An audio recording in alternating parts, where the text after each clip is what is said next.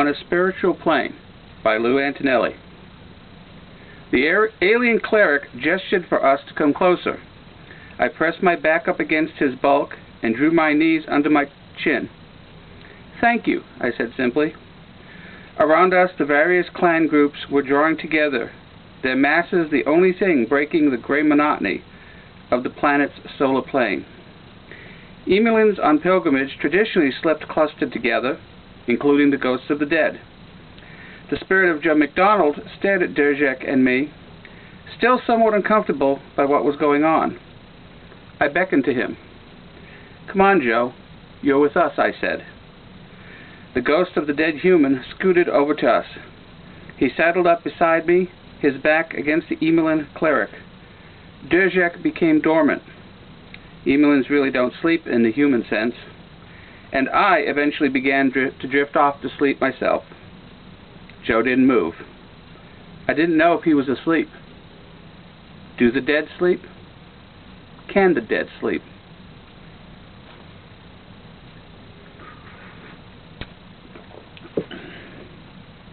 Compared to Earth, Emulus has an energetic planetary core, and the planet has a very strong magnetic field.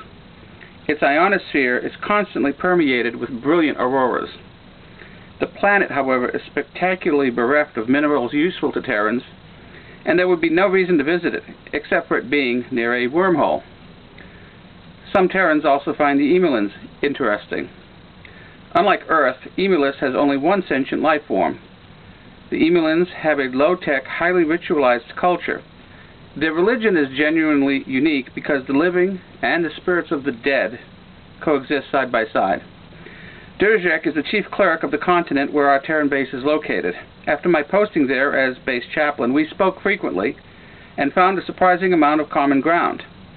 The Emulans believe, as do many Terran religions, that each individual has a spark of an eternal, extra-dimensional, overarching consciousness that is imbued in each of them at birth, and ultimately returns to a higher dimensional plane when the physical form is no longer viable. I told him we call it the soul.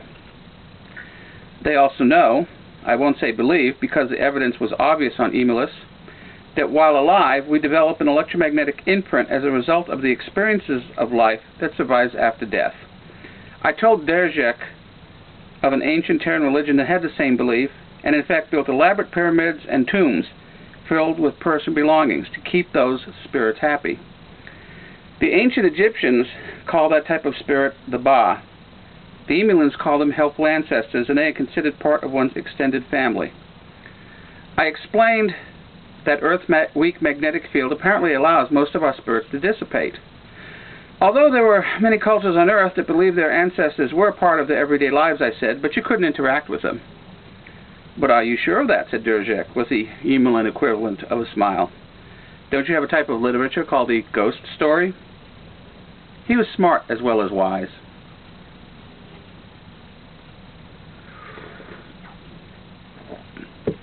The first Terran base had less than 50 people.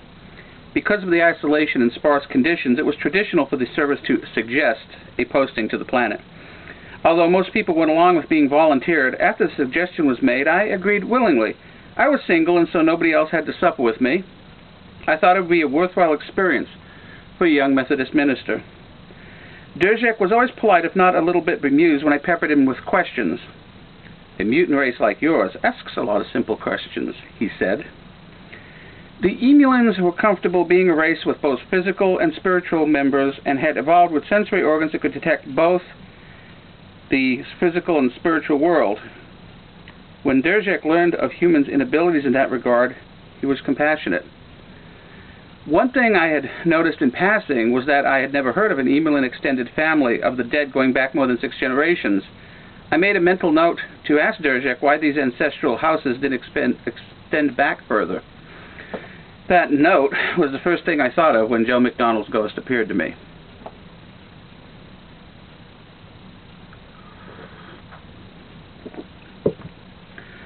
Joe was an average service grunt, just another face under the dome. He had never come to me for any counseling or help until after he died. I'd been updating my sermon blog when I heard the base emergency siren. I ran out and saw a large shipping container swaying back and forth from a crane, a body lying on the floor underneath. Apparently Joe took a left when he should have taken a right, and he walked just close enough to the edge of the container as it was being swung around that it clipped him. The sharp corner punctured his helmet and crushed in his temple. The light was gone from his eyes by the time I reached him. His base file did not indicate any religious preference. That night, I noticed the lights flicker briefly in my quarters. Not terribly uncommon. Our shielding constantly battled to protect our tech from the strong Emelin magnetic field. I did think it strange, though, that the lights flickered from white to blue and back to white again. During the next few minutes, I got the strangest crawling or burning sensation on my skin. Despite its violent climate, well, perhaps because of it, Emelus does not lack for water. I thought it would help to take a nice hot shower. When I left the bathroom, gusts of steam poured into my bedroom, and I saw Joe. He gestured, looking alternately angry and scared. Despite the fact I was speaking to a ghost, his look of discomfort and anxiety was so pronounced my natural passive reaction was to put him at ease. "It's okay, Joe. I'll help you any way I can. Stay here with me." I calmed the base commander. "A quick question," I asked. "Was Joe McDonald the first human to die on Emelus?" "Why, yes, he was. Why do you ask?" "He's here in my quarters. He's become his own helpful ancestor." The commander cursed, then asked, "What do we do now?" "I don't know about we," I said, "but I have some counseling to do," and then I called Derzhek. I turned off my lights, and as I hoped, Joe appeared as a dimly lit apparition, as ghosts do on Earth. I determined, through questions on my part, and nods and gestures on his, that he understood his spirit was somehow trapped. "Did you ever see the container?" I asked. He shook his head vigorously, looking very sad. "Did you look at it at your death?" He nodded slowly. I calmed Derzhek and explained what happened. "I will be there as soon as I can," he said. I spoke to Joe again.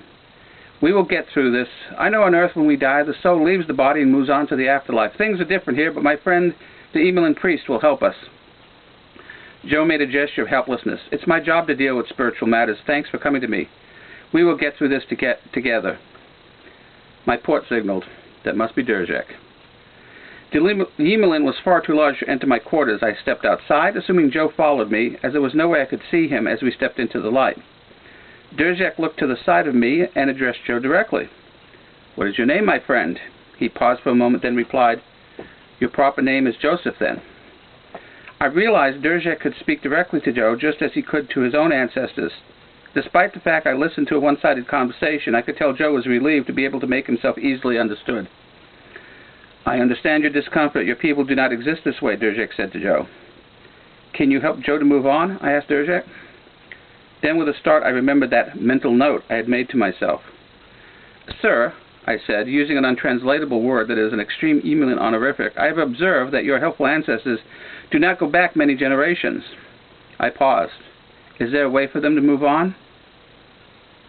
"Since when I first learned of the spiritual nature of your people," he said, "I knew this day would come."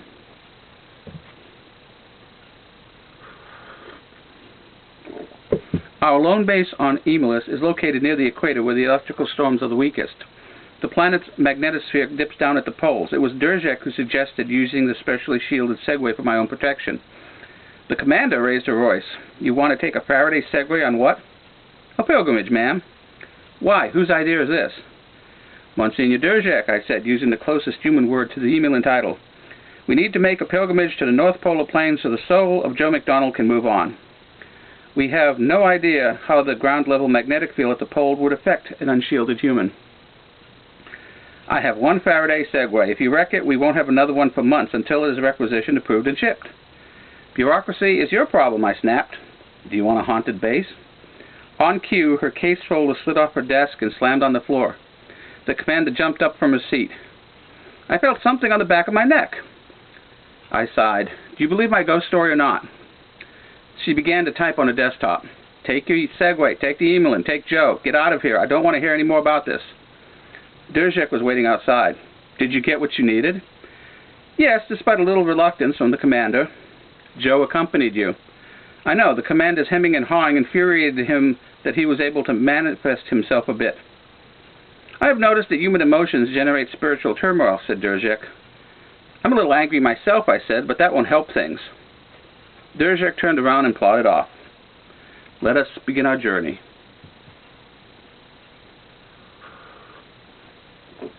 The Emelins have well-worn trails through the polar region where the magnetic field bends down to the surface.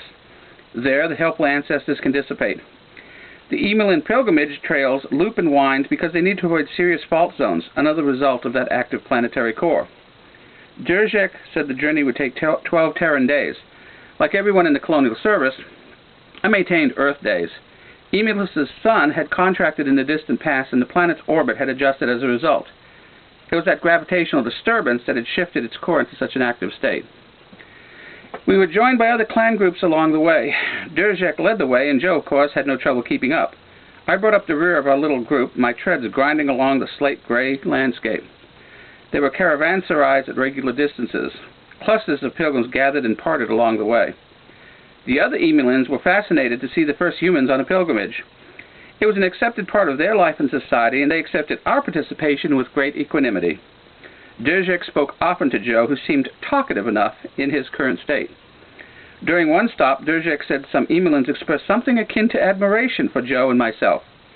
They are proud of you, he said. They say humans are finally Emelins now.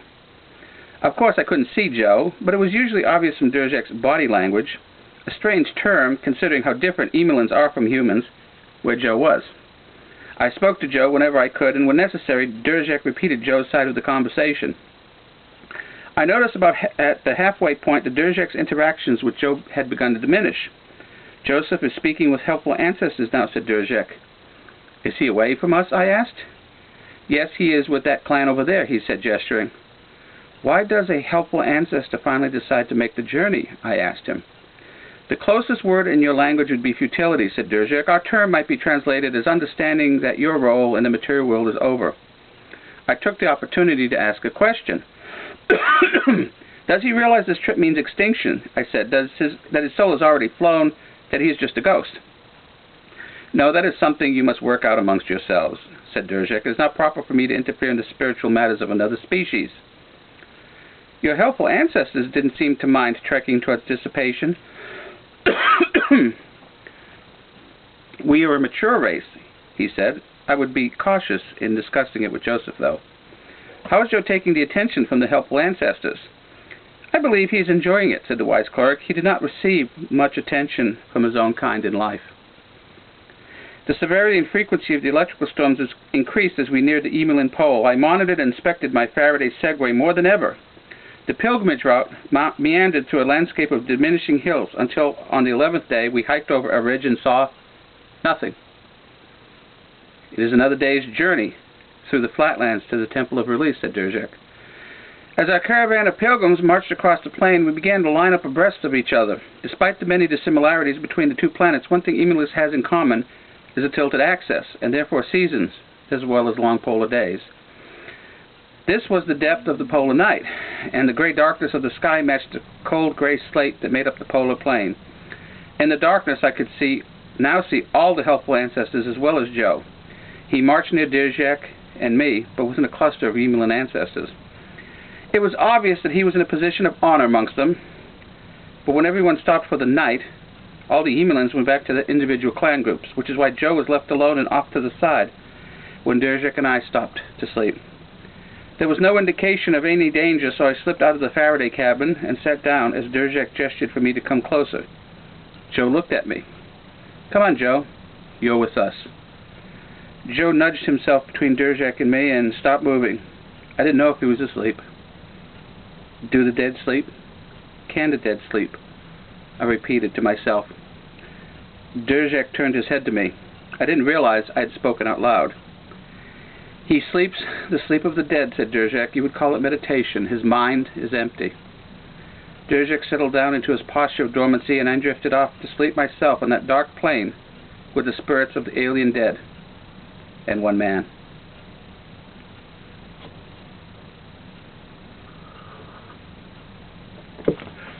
Derzek stirred himself, and I clamped myself in the cabin of the Segway. We will be there soon, he said to us. He turned aside and spoke to Joe. Are you at peace, my brother? I could tell from Derzek's body language Joe answered in the affirmative. It is well then, said Derzek. Let us finish. As the long parallel line moved forward towards the unseen destination, I noticed the general grayness began to lighten. After a while, I instinctively looked up. There, high in the sky, was a glowing greenish-gray vortex of auroral light. Durzek turned as Joe had obviously spoken to him. Yes, the Temple of Release is directly below it. I knew the polar magnetic vortex would be the location of the weakness in the magnetic field that would allow Joe's Ba to dissipate, but I had no idea it would be visible. It looks like the eye of God, I thought. As the polar night began to imperceptibly brighten because of the glow, I was soon unable to tell where Joe was amongst us. A few hours later, the plain was clearly lit by the glow of the eye, and I realized the previously uninterrupted flatness of the landscape was broken now by something rising directly ahead of us in the distance. As we approached, I saw it was an obviously artificial structure, and as we neared even closer, I saw it consisted of an enormous circle of upright blocks with the dimensional ratio of the golden mean. The lintels were of the same dimensions, and it was with a shock I realized that except for the size and preciseness, the structure was essentially of the same design as Stonehenge back on Earth. The actual size was the biggest distinction. Although it was hard to judge at first, as we approached I saw the structure was more than 1,000 Terran feet high. As we neared it, the various Emelin clans began to bunch up as they would have to pass through the openings. Durzek turned to Joe. "This is the point of no return," he said. I turned in the direction as Durzek. "Are you okay with this, friend? Are you ready to go home?" There was a pause, and then Durzek said, "He is fearful but ready." He paused and continued. "Joe wants you to know he appreciates your kindness, but he knows nothing awaits him. He learned the true nature of the pilgrimage from the helpful ancestors." "Oh, I'm sorry, I didn't." "He says it is good. He realizes there's nothing left for him here, and he'd rather be nothing rather than a ghost on a strange world," said Durzek. "He said the others have given him courage. He hopes his immortal soul has already reached your heaven." "I know it has, Joe," I said, my voice cracking a bit. "I have faith in that. That's my job, to have faith." "Joe said he likes that," said Durzek. The other Emelins on either side of us began to move forward. "Let us go then," said Durzek. We passed between a pair of giant uprights and passed inside the circle. There was nothing there but another caravanserai. I turned to Durzek. "What happens next?" "Nothing," he said. "He is gone. They are all gone." "What? That's it?" "There's no ceremony, if that's what you mean," he said. "The composition of these stones provides the shielding necessary to allow the dissipation." He turned to me. "I'm sorry, your people put a great deal of stock in theater and rituals, which is to be expected in an immature race. We take this process for granted. So what do we do now?" "We stop and rest and sleep and begin the trip home."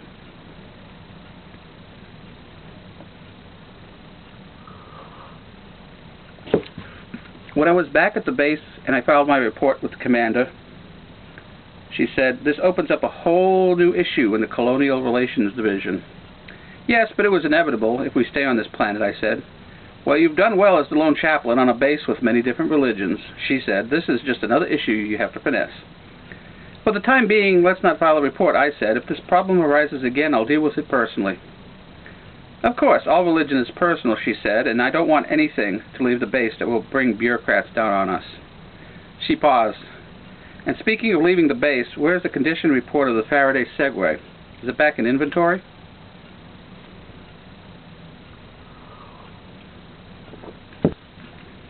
Raju Bopardikar was not a grunt, but a low-level clerk in the transportation office.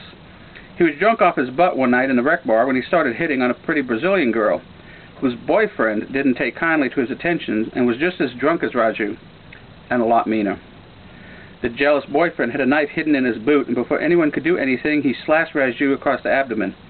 Everyone grabbed the attacker, but his deep cut severed Raju's abdominal aortic artery, and he bled out in a few minutes.